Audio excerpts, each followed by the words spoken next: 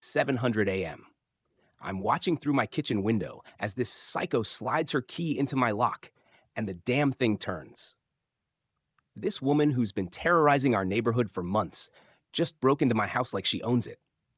I'm freaking out because my wife's somewhere inside, and the HOA president's walking through our front door with that smug smile of someone who thinks they finally won. But then my wife appears from our bedroom hallway, and what she's holding makes this woman freeze like someone just tasered her. I had no idea my wife was this dangerous. Ever had your HOA president try breaking into your house? Drop your wildest neighbor nightmare below. Let me back up a second here. My name's Michael Roberts, and 6 months ago, my wife Anna and I thought we'd found paradise in Oakwood Heights subdivision. Perfect little houses, manicured lawns, the kind of place where your biggest worry is supposed to be whether your grass is the right shade of green. We were wrong. Dead wrong. Because apparently we'd moved next door to someone who thinks being HOA president makes her the Queen of America. The whole thing started innocently enough. Laura introduced herself the day we moved in, all smiles and welcome to the neighborhood energy. She handed us this thick packet of HOA rules that looked like it was written by lawyers for lawyers. We maintain the highest property values through consistent community standards, she said. And I actually thought that sounded reasonable. Boy, was I an idiot. 3 days later, the first violation notice showed up. Our mailbox was apparently 2 inches off the approved angle. 2 inches. I'm a city safety inspector, so I know precision when I see it. But this was insane. I measured it myself. She was right, technically, but who the hell measures mailbox angles? I fixed it because, hey, new neighborhood, keep the peace, right? A week after that, another notice. Our garbage can was placed 12 hours early for pickup. 12 hours, not 12 days, not even 12 minutes. 12 hours early was apparently a community crisis requiring immediate documentation. I started to think maybe Laura was just really detail-oriented. Looking back, that was like thinking a stalker is just really friendly.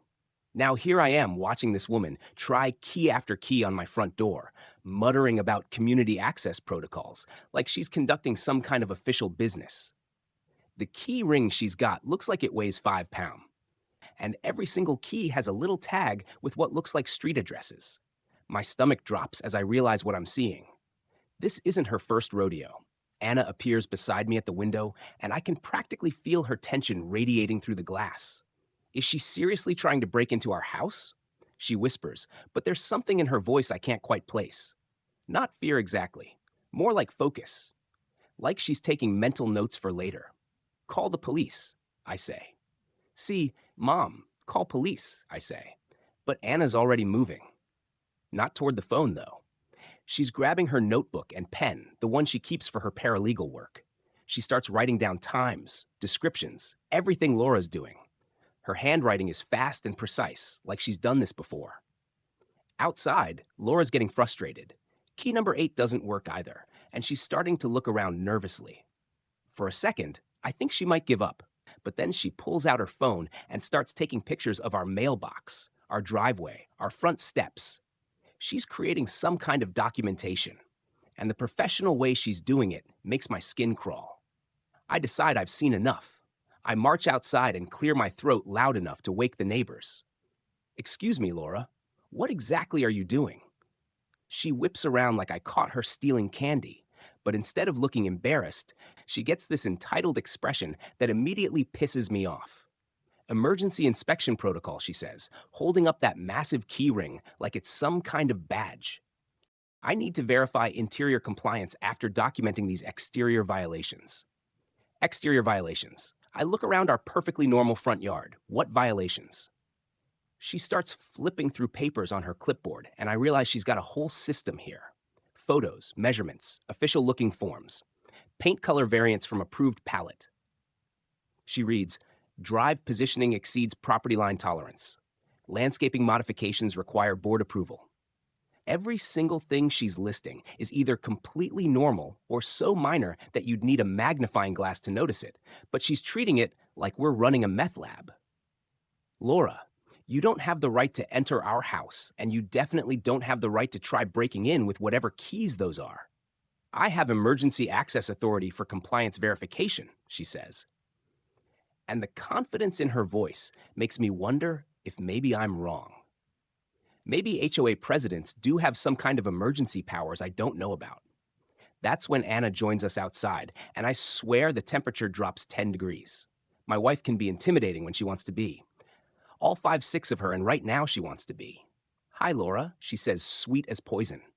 I'd love to see the documentation for that emergency access authority. You know, for my records. Laura's confidence wavers for just a second, but she recovers. Board authorization is internal documentation. Homeowners aren't entitled to review internal procedures. Anna pulls out her phone and starts recording. Actually, under state housing law, any authority claimed by an HOA over private property requires transparent documentation available to affected homeowners. So I'll need to see those board minutes, insurance coverage for entry activities, and legal justification for emergency designation. I stare at my wife. Since when does she know state housing law? She's a paralegal, sure, but she usually handles corp contracts, not residential stuff. But watching Laura's face go pale makes me realize Anna knows exactly what she's talking about.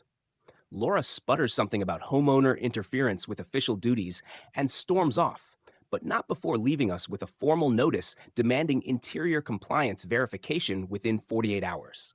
The paper looks official, all letterhead and legal language, but something about it feels wrong. After she's gone, I turn to Anna. Since when are you an expert on HOA law? She gives me this small smile that doesn't quite reach her eyes. I want to research her background. Something feels wrong about this woman's authority. That night, I'm lying in bed thinking about Laura's key ring and Anna's mysterious legal knowledge when I hear it scratching at our front door. It's 11 p.m. and someone's trying keys in our lock. I grab my phone's flashlight and creep to the window. Laura's back, hunched over our door again, but this time she's got actual lockpicking tools, not just keys, professional burglary equipment. The woman who claims to be protecting our community standards is literally trying to break into our house in the middle of the night. My hands are shaking as I wake up Anna. She's back, I whisper, and she's got lockpicking tools. Anna sits up immediately, no grogginess at all, like she was expecting this. Call the police, she says, and start recording everything. As I'm dialing 911, one thought keeps running through my head. What the hell have we gotten ourselves into? And why does my wife seem so prepared for this? The police dispatcher sounds bored until I mention someone's trying to pick our lock at midnight. Sir, are you sure it's not a family member who lost their keys? She asks, and I want to scream.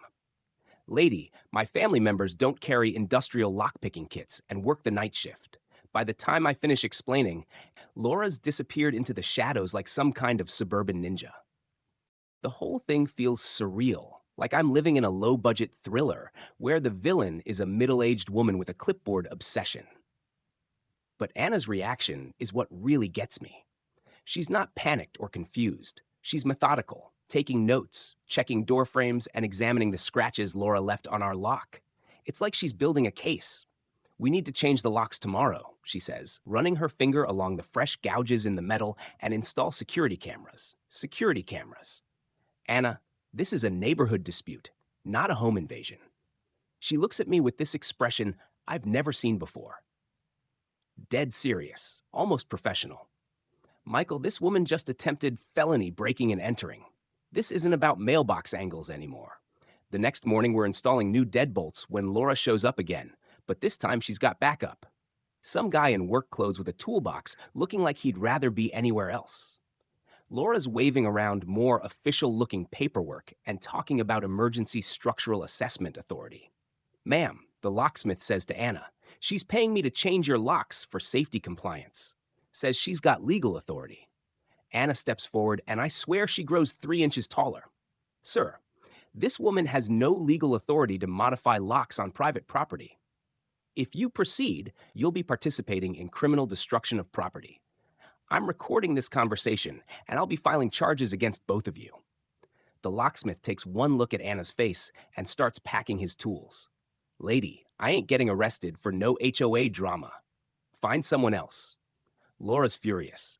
You can't interfere with official community business. I have emergency powers.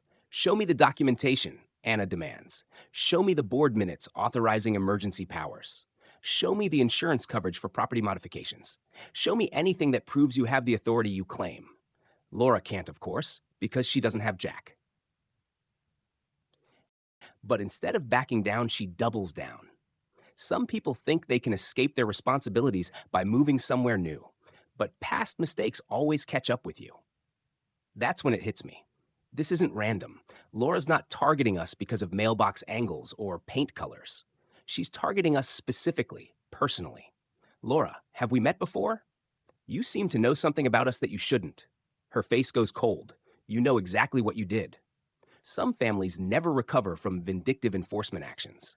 Before I can ask what the hell she's talking about, a police car pulls up, outsteps this tired-looking cop who takes one look at the situation and sighs like he's done this dance before. Mrs. Phillips, we talked about this last week. Mrs. Phillips, not Laura Parker or Laura Rodriguez. Phillips. And this cop knows her. Officer. I squint at his name tag. Officer Parker, thank you for coming. Parker looks uncomfortable in a way that makes me suspicious. Sir, is this about property access disputes again? Again? Anna's voice could cut glass. How many times has Mrs. Phillips claimed false authority for property access? Officer Parker shifts his weight, and I realize he's stuck between his professional duty and something personal.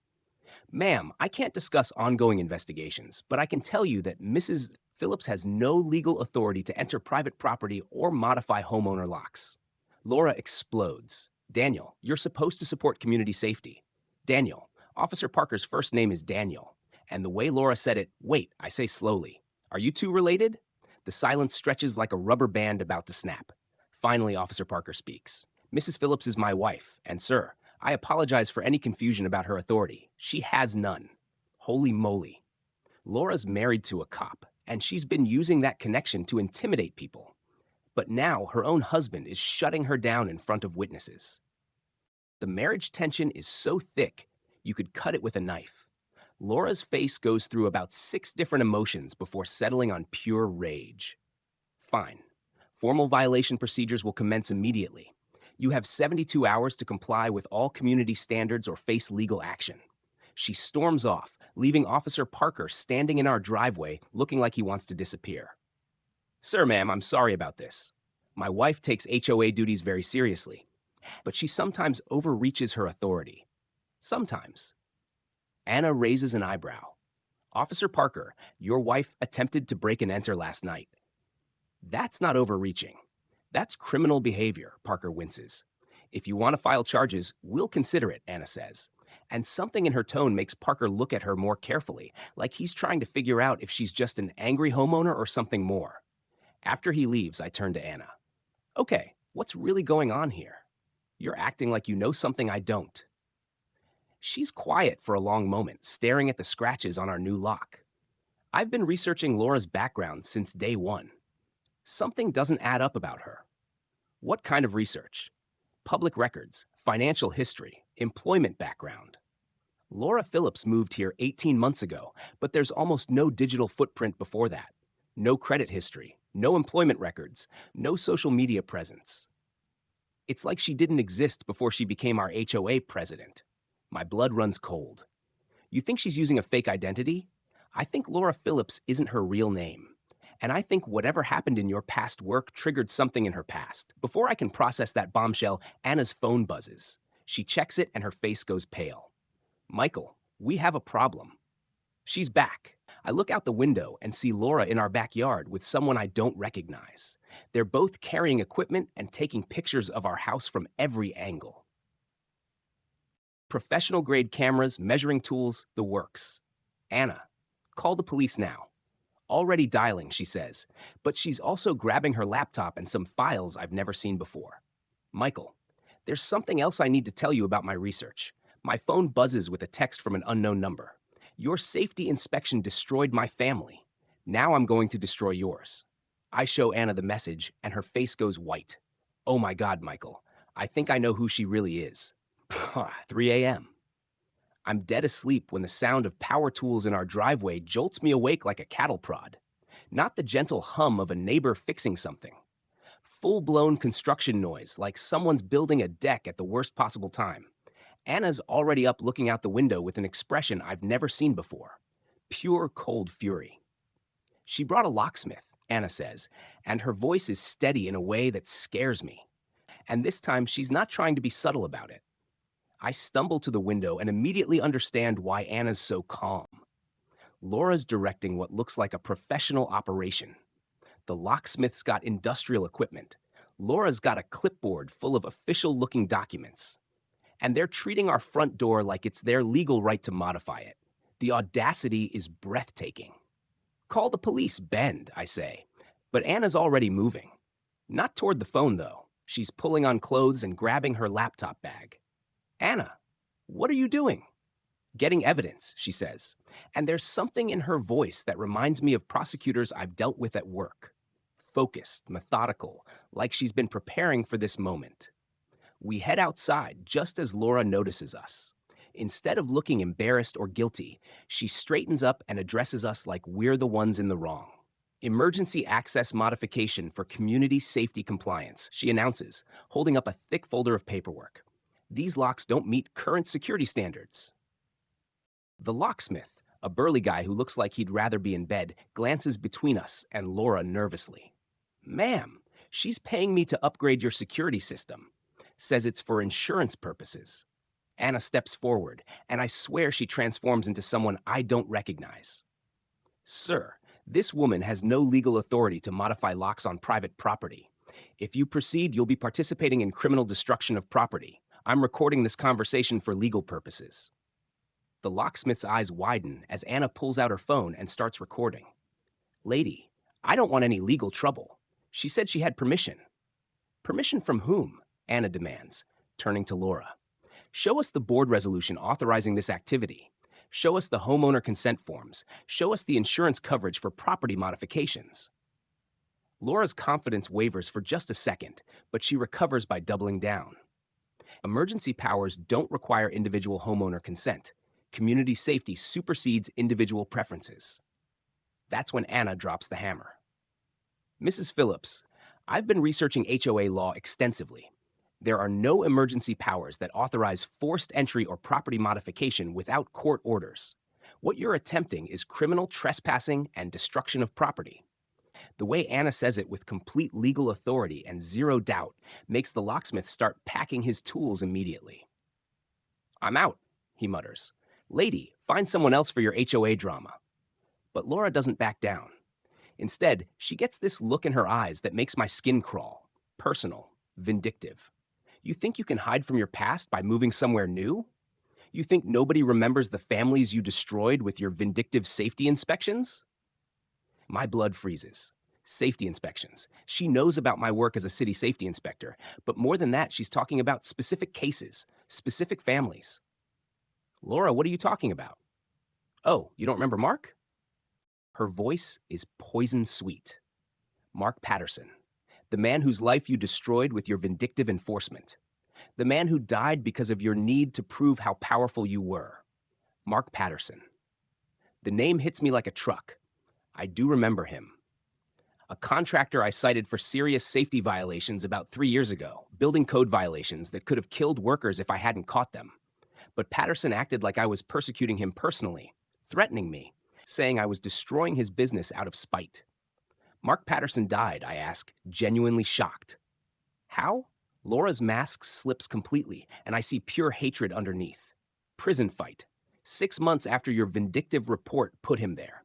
He was trying to support his family, and you decided to destroy him because you could. Anna's hand finds my arm, and I can feel her tension. She knows something about this case, something she hasn't told me. Laura, building code violations aren't personal vendettas. They're public safety issues. Public safety. Laura laughs, but there's no humor in it. He was cutting a few corners to make ends meet. Nothing that would have hurt anyone. But your husband decided to make an example of him. Before I can defend myself, Officer Parker's patrol car pulls up. But this time, he's not coming to help us. He's getting out of the car with the slow, reluctant movements of someone who knows he's about to do something that will destroy his marriage. Laura, he says quietly, step away from the locksmith equipment. Daniel, They're interfering with legitimate community business. Laura, stop. His voice has the authority of someone who's had this conversation too many times. There is no legitimate community business here. You don't have emergency powers. You don't have board authorization. And you sure as hell don't have the right to modify private property. The way he says it with professional finality and personal exhaustion makes it clear this isn't the first time Laura's crossed legal lines. Parker looks at Anna and me with something like an apology in his eyes. Sir, ma'am, I need to ask, do you want to press charges for attempted breaking and entering? Laura goes ballistic. Daniel, you can't arrest me for protecting our community. I can arrest you for criminal trespassing, he says quietly. Laura, please don't make me do this. Anna steps forward with her phone still recording. Officer Parker, we appreciate your professionalism. We'll file a formal complaint tomorrow, but for tonight, we just want her off our property. Laura gathers her papers and equipment, but as she heads toward Parker's patrol car, she turns back to us with a look that makes my blood run cold. This isn't over. Mark didn't deserve what your inspection did to our family. Now you'll understand how it feels to lose everything. Our family, not his family. Our family. Laura Patterson Phillips, Mark's sister. As Parker drives Laura away, I turn to Anna. How long have you known? She looks at me with an expression I can't read. Known what? That Laura is Mark Patterson's sister. That this whole thing is personal revenge for a safety inspection I did 3 years ago. Anna's quiet for a long moment, studying my face. I figured it out yesterday when I found her maiden name in public records. Michael, there's something else about my research I need to tell you. My phone buzzes with another unknown text. Tomorrow, we finish what you started. Community enforcement begins at dawn. I show Anna the message, and she nods grimly. That's why I've been coordinating with federal investigators about Laura's harassment pattern. Federal investigators. Anna, what the hell haven't you told me? Anna's got spreadsheets, multiple spreadsheets, color-coded, cross-referenced, with more data about our psycho neighbor than the FBI probably has on most terrorists. I'm staring at her laptop screen, trying to process what I'm seeing, while she explains how she's basically been running a one-woman investigation unit from our kitchen table. Laura Patterson Phillips moved here 18 months ago, Anna says, clicking through public records like she's done this 1,000 times. Paid cash for her house, no mortgage, no credit check. That's a red flag right there. Who pays $400,000 for a house unless they're hiding something? I'm still stuck on the federal investigators' comment from last night. Anna, back up. You said something about federal investigators. What federal investigators? She gives me this look that's part guilty, part defiant. Michael, I've been documenting Laura's behaviors since week 1. Her harassment pattern, her false authority claims, her systematic targeting of specific residents. It's not random neighborhood drama. It's criminal stalking. The way she says it with complete professional confidence makes me study my wife's face like I'm seeing her for the first time. How do you know what criminal stalking looks like? Paralegal training covers a lot of criminal law, she says, but there's something evasive in her voice. Plus, I've been consulting with colleagues about the legal implications of Laura's behavior. Before I can push further, she pulls up another screen. Look at this. Mark Patterson died in a prison fight 6 months after his conviction. But here's the interesting part. Laura moved to our neighborhood exactly 2 months after his death. She specifically bought a house 4 blocks away from where we were living at the time. My skin crawls. She's been stalking us for over a year. Gets better. Look at her employment history. Anna clicks on another tab. No job, no income sources, but somehow she's living comfortably in a $400,000 house. Her only listed activity is serving as HOA president, which is a volunteer position. I stare at the financial records that Anna somehow accessed. How did you get bank records? Anna's fingers pause over the keyboard. Public record searches can reveal a lot if you know where to look. That's not an answer. And we both know it. But before I can call her on it, she pulls up something that makes my stomach drop. Photos of our house taken from multiple angles over several months. Professional surveillance level photography. Laura's been documenting our daily routines. Anna continues. Your work schedule, my work schedule, when we leave for groceries, when we have friends over. She knows more about our lives than our families do. I'm looking at photos of myself leaving for work, coming home, and taking out trash. Months of surveillance I never noticed. Jesus Christ, Anna, this woman is completely unhinged. No, Anna says quietly. She's organized, methodical. This isn't a random obsession. It's calculated revenge. She pulls up my old case files somehow accessed from the city database. Mark Patterson wasn't just cutting corners, Michael. He was running a systematic fraud operation. Substandard materials, bribed inspectors, forged safety certificates. Your inspection didn't just cite violations. It exposed a construction fraud network that went back years. I remember the case now.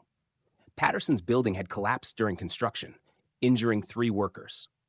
My inspection revealed he'd been using substandard concrete, falsifying steel-grade certificates, and paying off other inspectors to look the other way. It wasn't personal vindictiveness. It was criminal negligence that could have killed people. The building collapsed, I say slowly. Workers were hospitalized. 2 workers had permanent disabilities. Anna confirms Patterson was looking at manslaughter charges if anyone had died. Your inspection probably saved lives. But that's not how Laura sees it. To her, I'm the vindictive bureaucrat who destroyed her brother's life out of personal spite. The fact that he was committing crimes that endangered people doesn't matter to her. All she sees is her brother dying in prison because of my report. Anna's phone rings, and she steps away to answer it. I can't hear the conversation, but her body language changes. More professional, more formal. When she hangs up, her expression is grim. That was my colleague, she says. Laura's been busy. Busy how? She's filed formal complaints against you with the city, claiming you abused your authority in the Patterson case. She's also retained a lawyer and is threatening to sue us for harassment. My heart sinks. Even if Laura's complaints are baseless, defending myself will cost thousands in legal fees and could damage my career. She's weaponizing the system against us, using my own profession as ammunition. There's more. Anna continues. My colleague ran Laura's background through federal databases. She's got connections to other Patterson case defendants, other contractors Mark worked with, who were also charged with fraud. You mean she's not working alone? I mean, she's got financial backing from people who blame you for exposing their criminal network. This isn't just personal revenge. It's organized retaliation. The scope of what we're facing hits me like a freight train. This isn't a crazy neighbor with boundary issues. This is an organized effort to destroy my life, my career, my reputation. Laura's just the face of something much bigger. Anna closes her laptop and looks at me with an expression I've never seen before. Dead serious. Almost official. Michael, I need to tell you something about my work. My real work. Before she can continue, our security camera app alerts go off. Multiple figures are moving around our property. Not just Laura this time. A whole group of people with professional equipment. They're back, I say, checking the camera feeds. And they brought friends. Anna's already moving, grabbing files and her laptop. Call Officer Parker. Tell him we need an immediate response for criminal trespassing. Anna, what aren't you telling me about your work? She pauses at the door, and for a second I see something like regret in her eyes. Michael, I've been coordinating with federal investigators because Laura's harassment pattern matches cases they're already investigating. Interstate stalking, organized intimidation, systematic targeting of law enforcement officials. Law enforcement officials. Safety inspectors count as law enforcement, Michael.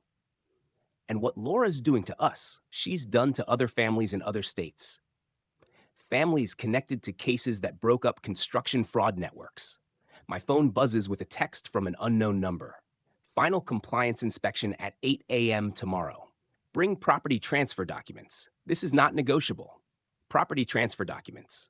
Laura wants us to sign over our house. I show Anna the message and she nods grimly. Tomorrow's the end game. And Michael, I need you to trust me about what happens next. What happens next? Anna's smile is cold and professional in a way that makes me question everything I thought I knew about my wife. Tomorrow, Laura gets exactly what she's been asking for. Complete access to our house. 8 a.m. sharp, and Laura's back with what looks like a whole damn moving crew. 6 people, all carrying official-looking equipment, are approaching our house like they're conducting a federal raid. But there's something different about Laura today. She's not sneaking around or making excuses. She's walking straight up to our front door with the confidence of someone who knows she's about to win. I'm watching from the kitchen window, heart pounding like a drum solo when I see the key in her hand. Not one of her random keys from that massive key ring. This one's different. Shiny, new, cut specifically for our lock. Somehow she got our lock code from that locksmith operation. Officer Parker shut down. She copied it before he stopped her. Anna, I call out, but my wife's nowhere to be seen. Anna, she's got a key that actually works. No answer. The house feels empty, which is weird because Anna was here 10 minutes ago making coffee and acting completely normal. Well, normal for someone whose life is being systematically destroyed by a vengeful psychopath. Laura reaches our front door and holds up the key like she's about to unlock the gates of heaven. Her crew spreads out around our property, positioning themselves like they're expecting resistance. Professional level coordination for what's supposed to be an HA compliance check. She slides the key into our lock, and my stomach drops as it turns smoothly. Perfect fit. After weeks of failed attempts, Laura Phillips finally has access to our home. She's about to violate the one place that's supposed to be safe, sacred ours. The door swings open, and Laura steps across our threshold with the triumphant smile of someone who's been planning this moment for months. She's got her clipboard ready, her camera prepared, probably expecting to find us cowering in our living room, ready to sign whatever documents she wants. But that's not what she finds. Instead, Anna emerges from our bedroom hallway, walking directly toward the front door with something in her hands.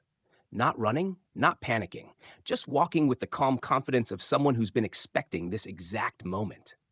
And what she's holding makes Laura freeze like someone hit her with a stun gun. It's an official document, federal letterhead, multiple signatures, the kind of paperwork that means business. Laura's eyes lock onto it, and I watch her brain try to process what she's seeing. The confident smile melts into confusion. Then confusion melts into something approaching terror. Laura Patterson, Anna says, her voice steady and professional in a way I've never heard before. This is your arrest warrant. Laura's response is the most beautiful thing I've ever witnessed. Complete system shutdown. Her body locks mid-stride, 1 foot inside our house, 1 foot still on the threshold. The clipboard drops from her hands and clatters on our hardwood floor. Her mouth opens like she's going to speak, but no sound comes out. 15 seconds. I count them. 15 seconds of pure human statue standing in our doorway, like someone paused a video. Her eyes dart frantically between Anna's face and the warrant in her hands, trying to understand how her moment of triumph turned into her moment of complete defeat. Arrest warrant, Laura finally whispers, and her voice sounds like it's coming from underwater. You're just a paralegal. You can't. Actually, I can, Anna says, stepping closer to the frozen woman in our doorway. Laura Patterson, you're under arrest for criminal harassment, stalking, conspiracy to commit fraud, and interstate intimidation of federal witnesses. Federal witnesses. My head spins. Anna called me a federal witness. Laura's key collection tumbles from her other hand, scattering across our floor like metallic confetti. Dozens of keys, each tagged with a different address, each representing another family. Laura's been terrorizing. The sound echoes through our house like justice being served one key at a time. That's when Officer Parker appears behind Laura, but he's not alone. 2 other cops I don't recognize, and they're all wearing expressions of people who've been waiting for this moment as long as we have. Ma'am, Parker says quietly, I nergao. And his voice carries the weight of someone who's had to watch his wife spiral into criminal behavior. You have the right to remain silent. Laura's crew scattered the moment they saw the badges. Professional criminals know when to run, and they're probably 3 counties away by now. But Laura's still frozen in our doorway, staring at Anna like she's seeing a ghost. Federal witnesses. Laura's voice is barely audible. What? Federal witnesses? Anna holds up the warrant so Laura can see every official signature, every legal seal that makes this moment real. Michael's safety inspection didn't just expose Mark's fraud, Laura. It exposed a multi-state construction fraud network. The FBI has been investigating for 3 years.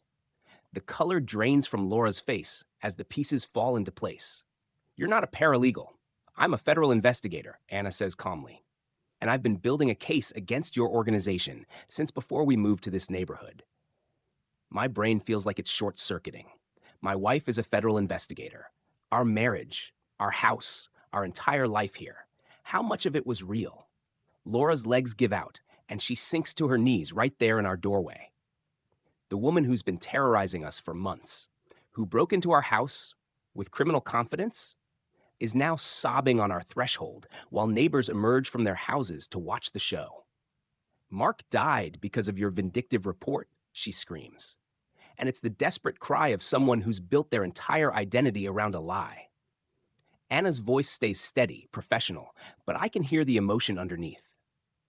Mark died because he chose to commit crimes that endangered innocent people. Michael's report saved lives, Laura. 12 construction workers would have been killed if that building had been completed with Mark's substandard materials. Officer Parker approaches with handcuffs, moving slowly like he's giving Laura time to accept what's happening. Laura, please stand up. Don't make this harder than it has to be. But Laura's not done.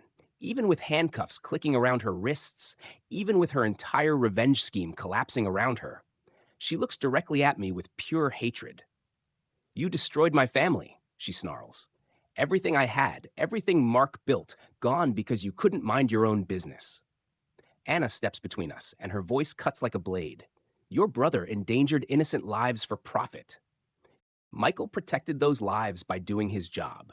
The only person who destroyed your family was Mark when he chose to become a criminal. As Officer Parker leads Laura toward his patrol car, neighbors start appearing with phones, recording everything. Our HOA president's arrest is going to be a neighborhood legend within hours. But all I can think about is Anna's revelation. My wife is a federal investigator. How much of our life together has been a lie? 3 days after Laura's arrest, I woke up to my phone exploding with notifications. Not good notifications, the kind that makes your stomach drop before you're even fully conscious. News alerts, missed calls from my supervisor, text messages from coworkers asking if I'm okay. Something's gone horribly, catastrophically wrong. Anna's already up, pacing our bedroom with her phone pressed to her ear, speaking in hushed, urgent tones. When she sees I'm awake, her face goes pale. I have to call you back, she says, ending her conversation. What's happening? I ask, but I already know it's bad from the way she's looking at me. Laura's lawyer released evidence, Anna says quietly. Audio recordings of you threatening Mark Patterson before you filed your safety report. My blood turns to ice water. What recordings? I never threatened Mark Patterson. Anna hands me her laptop, and I see the headline that's going to destroy my life. City safety inspector's personal vendetta led to contractor's death in prison. Below it, there's an audio player with a file labeled Michael Roberts threatening Mark Patterson. I click play and my own voice fills the room, clear as day, unmistakably me, saying things that make me sound like a vindictive psychopath. You think you can get away with this nonsense forever. Patterson, I'm going to make sure you lose everything. Your business, your reputation, your freedom. You crossed the wrong guy. The recording continues with Mark's voice, scared and defensive, begging me to just let him fix the violations. Then my voice again, cold and threatening. Too late for that. I'm filing criminal charges, and I'm going to make sure the DA throws the book at you. This is personal now. I stare at the laptop screen in complete shock. Anna, I never said any of this. I never had this conversation. But even as I'm saying it, doubt creeps in. The voice is mine, the inflection, the accent, even the way I clear my throat. It's definitely me. Could I have forgotten? Was I really that angry during the Patterson case? Anna's watching my face carefully. Michael, do you remember having any personal interactions with Mark Patterson outside of the official inspection? No. I mean, maybe brief conversations, but nothing like this. I was professional. I'm always professional. My phone rings. It's my supervisor. This is not going to be a friendly chat. Roberts, his voice is ice cold. My office now. The drive to the city hall feels like driving to my own execution. By the time I arrive, I can see reporters setting up outside the building. Someone leaked my name, my photo, and probably my home address. The story's already gone viral. Corrupt safety inspector uses government authority for personal revenge. My supervisor, Bill Harris, looks like he aged 10 years overnight. Michael, please tell me you have an explanation for this. He plays the recording again, and hearing my voice in his office makes it sound even worse. Vindictive, cruel, absolutely unprofessional, everything a safety inspector should never be. Bill Harris, I swear to you, I never had this conversation. That's not how I handled the Patterson case. The voice analysis says it's you, he says, sliding a report across his desk. 98% match, and the timestamp matches the date you filed your initial violation report. My career is over. 20 years of impeccable service, hundreds of safety inspections that protected workers and saved lives. And it's all being destroyed by a conversation I don't remember having. Effective immediately, you're suspended without pay pending full investigation, Bill Harris continues. Internal affairs, police involvement, possible criminal charge for abuse of authority. I drive home in a daze, and that's when I see them. Reporters camped outside our house, neighbors whispering and pointing. Someone spray painting "corrupt cop" on our mailbox. The whole neighborhood knows, and they're treating me like a pariah.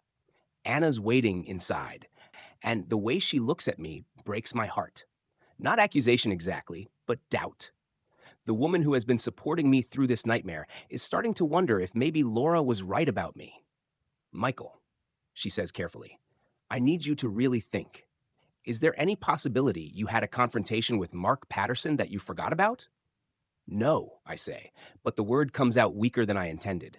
I don't think so. I mean, the case was 3 years ago, but I remember being professional. Anna's phone buzzes with news alerts. The story is spreading beyond local news. National outlets are picking it up, and social media is exploding with outrage about corrupt government officials. My photo's being shared alongside Mark Patterson's mugshot with captions like, "Safety inspector's revenge led to man's death." The worst part is the doubt in my own mind. The recording sounds so real, so convincing. Could I have been angry enough to threaten someone? Could I have forgotten a moment of unprofessional behavior that cost a man his life? By evening, our house is under siege. Reporters knocking on the door, neighbors avoiding eye contact, angry voicemails from people who think I'm a murderer. Someone throws a brick through our front window with a note, "Justice for Mark Patterson." Anna boards up the window while I sit at our kitchen table, staring at my reflection in the black computer screen.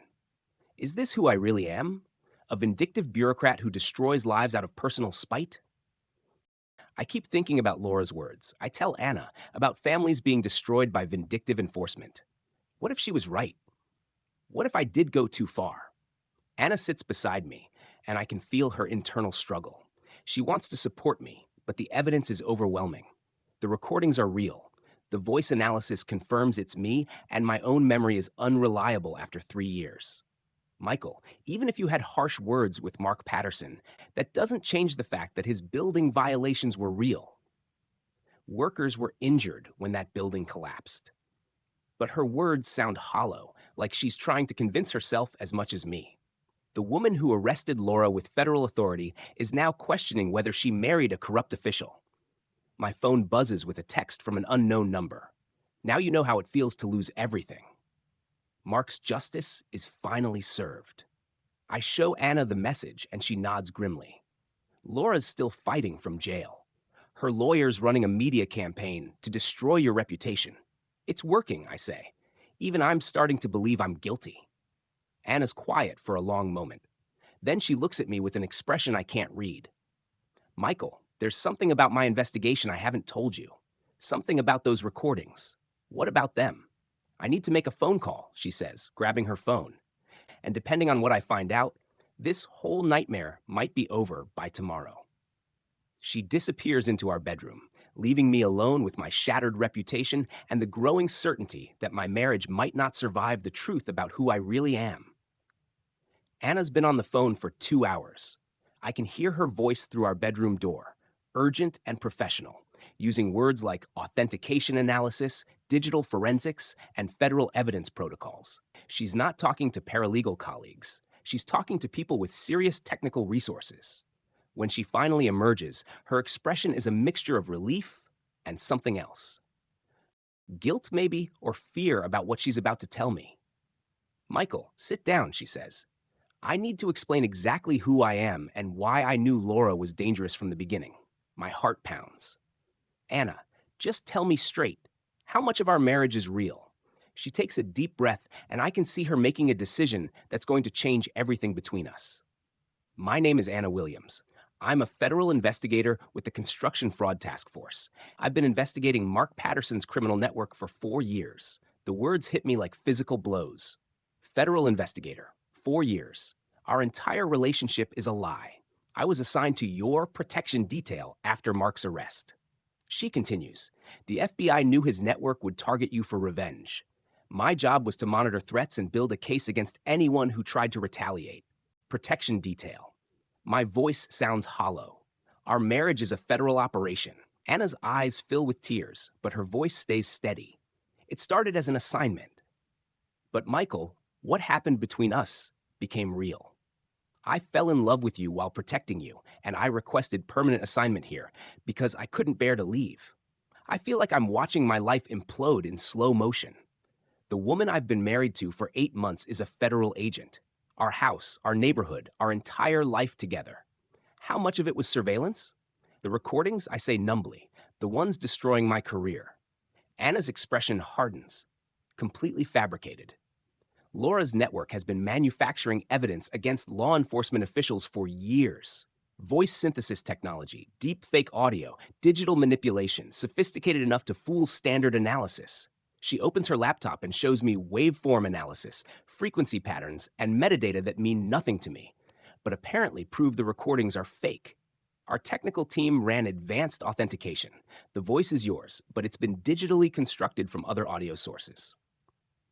Probably recordings of you at city meetings, phone calls, and any public speaking Laura could access.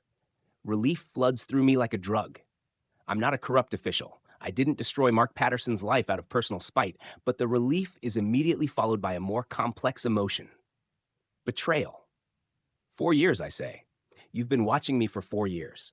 3 years surveillance. 1 year direct contact, Anna admits.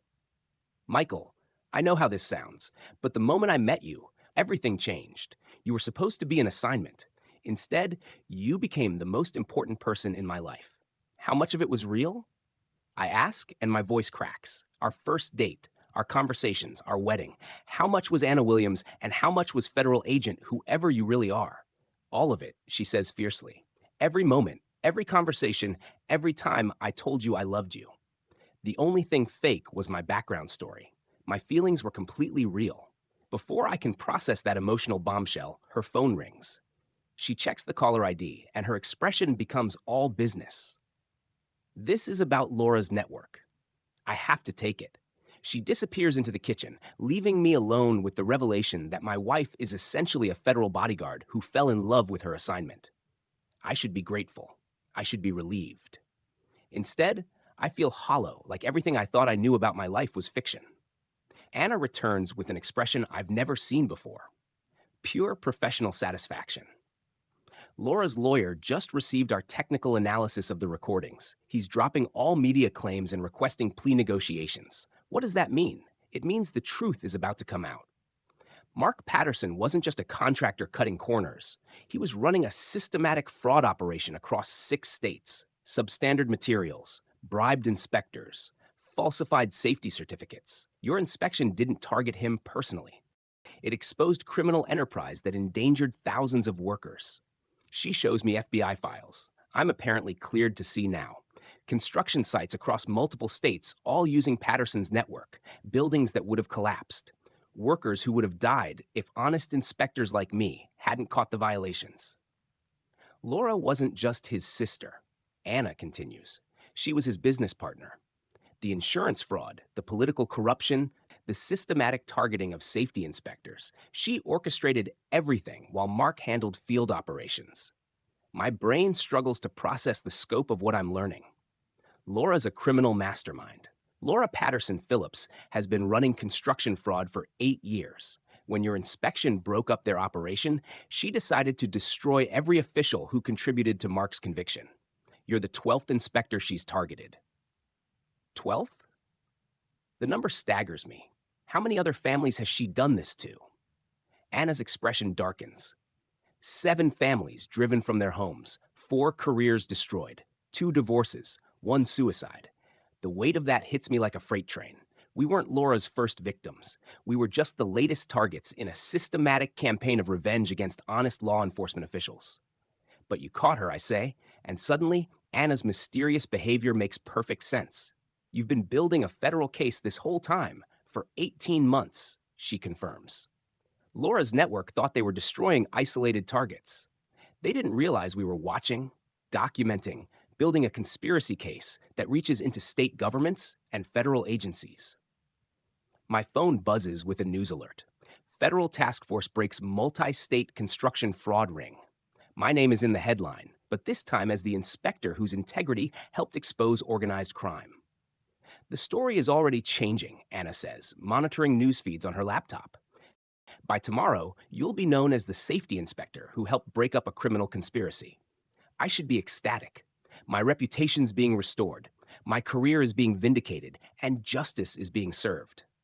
But all I can think about is the woman sitting next to me, the woman I thought I knew, the woman who has been living a double life for our entire relationship. Anna, I say quietly, what happens now? Do you get reassigned? Do we go back to pretending we're a normal married couple? She closes the laptop and looks at me with an expression of complete vulnerability. I've requested a permanent transfer to the local field office. If you'll have me, if you can forgive me for the deception, I want to be Anna Roberts for real. Not the federal agent, not the assignment, just your wife. Before I can answer, Officer Parker knocks on our door. But he's not here about Laura this time. Sir, ma'am, he says, I wanted to personally apologize for my wife's behavior and thank you for helping bring her to justice. The whole neighborhood owes you both a debt of gratitude. As Parker drives away, I realize our lives are about to change completely. Laura's arrest, the federal investigation, the media vindication. We're going to be heroes in a story we never wanted to be part of. But first, I have to decide if I can love a woman who's been protecting me with professional deception for 8 months. 6 months later, I'm standing in the rose garden of the White House, wearing a suit that costs more than my car, about to receive the Presidential Medal for Public Integrity. The President of the United States is going to shake my hand and tell me I'm a hero for doing my job as a safety inspector. If someone had told me this a year ago, I'd have suggested they seek professional help. The audience is surreal. Construction workers whose lives I saved, FBI agents from Anna's task force, family members of other inspectors, Laura's network targeted, and Anna sitting in the front row wearing her real badge for the first time since I've known her. Agent Anna Williams, Federal Construction Fraud Task Force. My weep who spent 8 months protecting me while pretending to be someone else. We've had a lot of conversations since Laura's arrest. Long, painful conversations about truth and deception, and whether love can survive when it's built on professional necessity. Couples therapy with a counselor who has federal security clearance, because apparently that's a thing. Learning to trust someone who loved me enough to lie to me for my own protection. Ladies and gentlemen, the president says, today we honor individuals whose integrity and courage helped expose one of the largest construction fraud conspiracies in American history. Laura Patterson Phillips received 25 years of federal prison with no possibility of parole. Her network spanned 12 states, involved 43 contractors, and stole an estimated $60 million while endangering thousands of workers.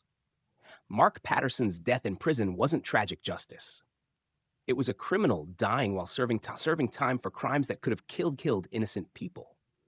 The investigation revealed 12 safety inspectors targeted for revenge, 7 families driven from their homes through harassment campaigns, and 2 inspectors who committed suicide rather than face the character assassination Laura's network orchestrated.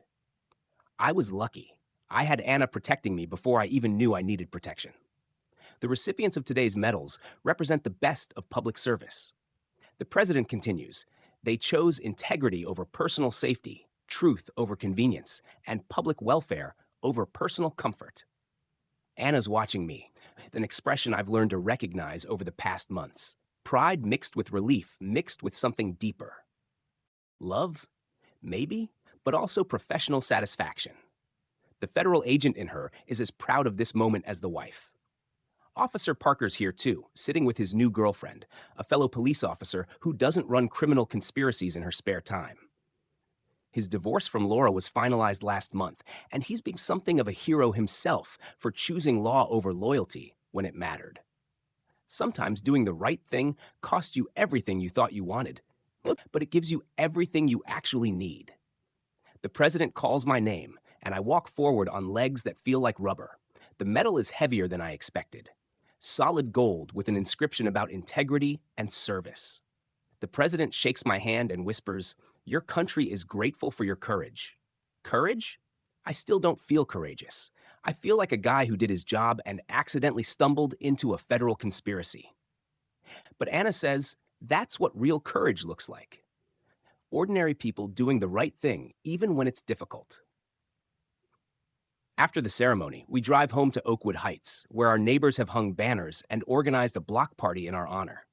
The same people who turned against me during Laura's media campaign are now treating me like a returning war hero. It's surreal and heartwarming and slightly uncomfortable all at once. You know what the best part is? Anna says as we pull into our driveway, Laura's in federal prison and we're still here in our house in our neighborhood living our actual lives. Our actual lives. That's been the challenge. Figuring out what's real when so much of our foundation was built on necessary deception. But we're getting there. Anna's transfer to the local FBI field office was approved, so she gets to be a federal agent, and my wife, without choosing between them. I got promoted to regional safety director, overseeing inspection protocols across 3 states. The block party is exactly what you'd expect from a suburban neighborhood celebrating heroes. Grilled hamburgers, kids running around with sparklers, neighbors who previously avoided us now competing to shake our hands. Mrs. Taylor brings homemade cookies and thanks us for making the neighborhood safe again.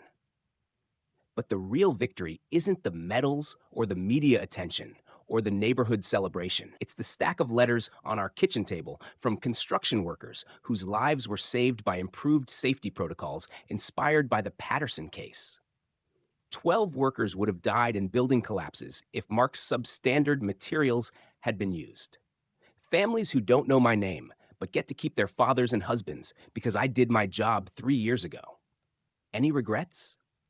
Anna asks as we sit on our front porch watching our neighbors celebrate in our honor. About what? About learning your wife is a federal agent who's been protecting you through professional deception for the better part of a year. I consider the question seriously.